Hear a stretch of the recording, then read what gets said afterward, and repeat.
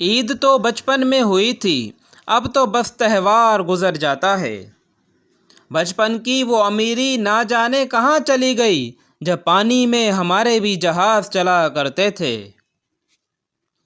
کچرے میں پڑی روٹیاں روز یہ کہتی ہیں کہ پیٹ بھرتے ہی انسان اپنی اوقات بھول جاتا ہے۔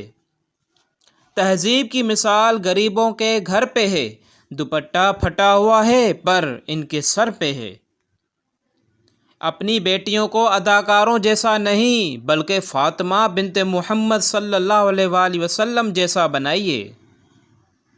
اپنی اولاد کی طرف دیکھ کر شکر الحمدللہ بھی پکارا کرو، پتہ نہیں کتنے لوگ ترستے ہیں اس نعمت کے لیے۔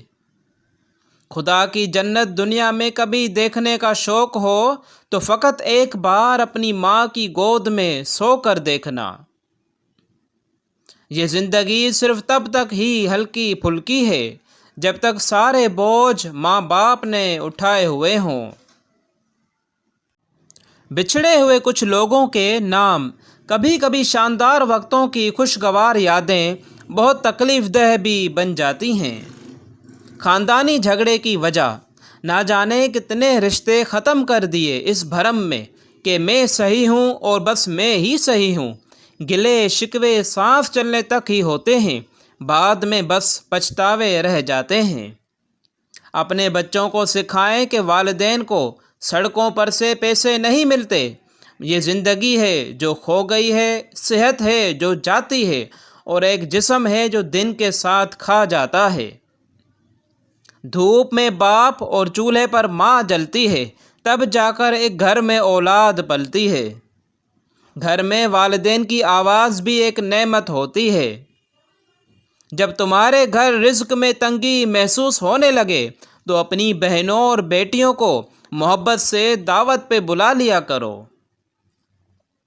یورپ کی مسلمان عورت باپردہ رہنے کے لیے لڑ رہی ہے، مسلمان ممالک کی عورت حیا کی چادر پھینکنے کے لیے لڑ رہی ہے۔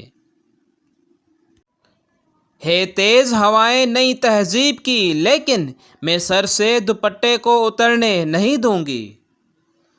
حسن حیا کے پردوں میں چھپا ہے، نہ جانے کیوں لوگ اسے بکھرے بالوں میں تلاش کرتے ہیں۔ فرشتے کرتے ہیں حفاظت ان کی، بیٹیاں جو کر لیں نقاب رب کی رضا سمجھ کر۔ پردہ نظر کا ہوتا ہے، اسی سوچ نے آدھی قوم کو بے پردہ کر دیا ہے۔ بے حیائی کی ٹھنڈک سے پردے کی گرمائش بہتر ہے۔ حجاب آپ کی شناخت چھپاتا نہیں، ظاہر کرتا ہے کہ آپ باعزت خاندان سے تعلق رکھنے والی ایک مسلمان خاتون ہیں۔ عورت پردہ کرے تاکہ پتہ چلے کہ کوئی عام عورت نہیں، مسلمان عورت ہے۔ مرد نکاح نیچی کر کے چلے تاکہ پتہ ہو کوئی عام نہیں، محمد صلی اللہ علیہ وآلہ وسلم کا امتی ہے۔ عورت کا مقام گھر ہے۔ قرآن میں رب نے فرمایا، اور اپنے گھروں میں بیٹھی رہو اور گزشتہ زمانہ جاہلیت کی طرح بناؤ سنگار دکھاتی نہ پھرو۔